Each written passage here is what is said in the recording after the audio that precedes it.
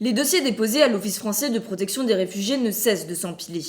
Près de 65 000 demandes en 2014. Mais en moyenne, 80% de ces dossiers sont rejetés. Nous avons suivi une famille de Roms originaires du Kosovo. Ils sont arrivés en France en octobre 2011.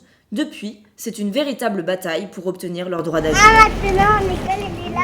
Les Jazarevic n'avaient pas d'autre choix que de quitter leur pays. Leur voyage dans un camion a duré 3 jours, avec à bord les 8 membres de la famille. Aujourd'hui, malgré la misère dans laquelle ils vivent, ils se sentent ici, en sécurité.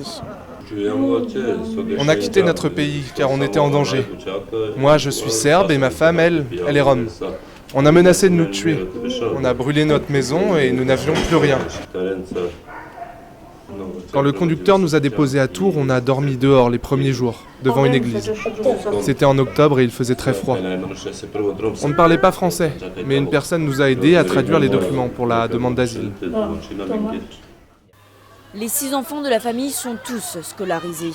À l'école, un comité de soutien s'est créé, mais malgré des manifestations et des pétitions, leur situation n'a pas évolué et les difficultés ne sont pas seulement matérielles. Il peut y avoir le sentiment de peur d'être pris, d'être attrapé, entre guillemets, et il y a la barrière de la langue. Du coup, c'est aussi un peu notre rôle dans le comité de soutien de les aider, d'aller vers les autres. Le papa, à la dernière fête d'école, c'est lui qui s'est occupé du barbecue, enfin voilà, on les incite, mais bon, c'est pas facile. Touchés par leur histoire, des parents d'élèves n'ont pas hésité à s'investir eux aussi pour aider la famille. Mais sur les demandes de régularisation et tout ça, ils ne vont pas se prononcer Peut-être. De voir la famille là où ils sont logés. Moi, je les ai aidés par rapport à leur lessive, puisque dans les conditions où ils sont, ils n'ont pas de matériel électroménager. Après, il y a des moments où ils ne répondent pas, parce que je pense que c'est compliqué aussi.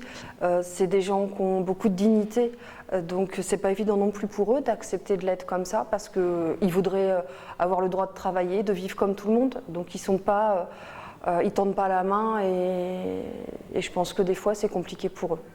Finalement, après de multiples batailles administratives, la famille Jazarevic a réussi à obtenir un logement, un T3 fourni par l'entraide ouvrière. Et Vladimir, le père, a aussi pu trouver du travail dans le bâtiment.